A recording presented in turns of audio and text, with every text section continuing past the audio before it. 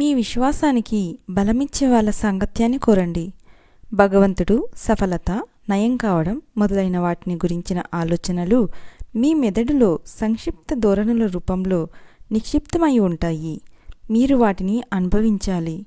మీ ఆలోచనలను అనుభవంలోకి తెచ్చుకోవాలంటే అవి సంభవించేటట్లు చేయడానికి మీరు మీ సంకల్ప శక్తిని ఉపయోగించి తీరాలి.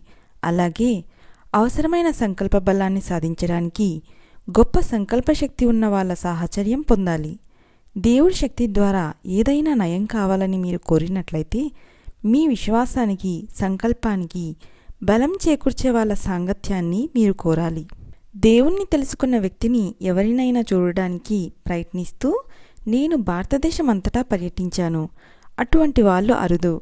నేను కలుసుకున్న బోధకులందరూ తమ తమ విశ్వాసాలను గురించి చెప్పారు నాకు. కానీ ఆధ్యాత్మిక విషయాల్లో దేవుణ్ణి గురించిన మాటలతో ఎన్నడూ తృప్తి పడకూడదు అన్న నిశ్చయంతో ఉన్నాను. నేను ఆయన్ని గురించిన అనుభవం పొందాలని కోరాను. నేను అనుభవం పొందితేనే కానీ నేను విన్నది నాకు అర్థవంతంగా ఉండదు. భారతదేశపు సాధు సంతులను గురించి ఒకసారి నేను నా స్నేహితుడితో మాట్లాడుతున్నాను. అతడొక బ్రోకరు. సాధువుల విషయంలో నాలాగా అతడు ఉత్సాహం చూపించలేదు. ఈ సాధువులనే వాళ్ళు అందరూ మోసగాళ్ళు అన్నాడు. వాళ్ళు దేవుణ్ణి ఎరగరు. నేను వాదించలేదు. విషయం మార్చేశాను. బ్రోకరేజీ వ్యాపారాన్ని గురించి మాట్లాడడం మొదలుపెట్టాం. దాని గురించి అతడు చాలా చెప్పిన తర్వాత నేను మృదువుగా ఇలా అన్నాను.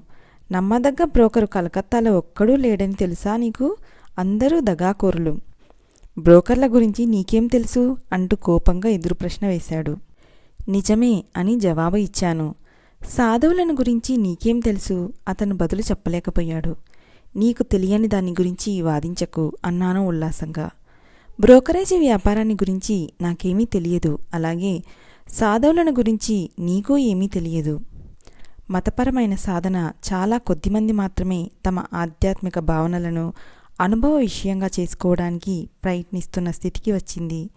నేను నా అనుభవాలను గురించి మాత్రమే మీతో మాట్లాడతాను. కేవలం బుద్ధిపరంగా నాకు తెలిసిన వాటిని గురించి మాత్రమే ఉపన్యాసం ఇవ్వడానికి నేను పూనుకోను. చాలామంది సత్యాన్ని గురించి తాము చదివిన దానితోనే ఆత్మసంతృప్తులవుతారు, దాన్ని అనుభవంలోకి ఎన్నడూ తెచ్చుకోకుండా. భారతదేశంలో మేము ఒక వ్యక్తి దైవశాస్త్రంలో పట్టభద్రుడైనంత మాత్రాన అతని దగ్గర ఆధ్యాత్మిక మార్గదర్శనం పొందాలని కోరం. అలాగే ఒక వ్యక్తి పవిత్ర గ్రంథాలను చదివినంత మాత్రాన వాటి సత్యాలను అనుభవంలోకి తెచ్చుకోని వాడైతే అతని దగ్గర మార్గదర్శనం పొందాలని కోరం. సత్యాన్ని గురించి చెప్పడం మట్టుకే చేసే ఆధ్యాత్మిక వాగాడంబరుల మీద మాకు సదభిప్రాయం కలగదు. ఒక వ్యక్తి ప్రవచనానికి, అతని జీవితానికి గల భేదాన్ని గుర్తించడం నేర్పుతారు మాకు. అతడు తాను నేర్చిన దాన్ని అనుభవంలోకి తెచ్చుకున్నట్లు నిరూపించి తీరాలి.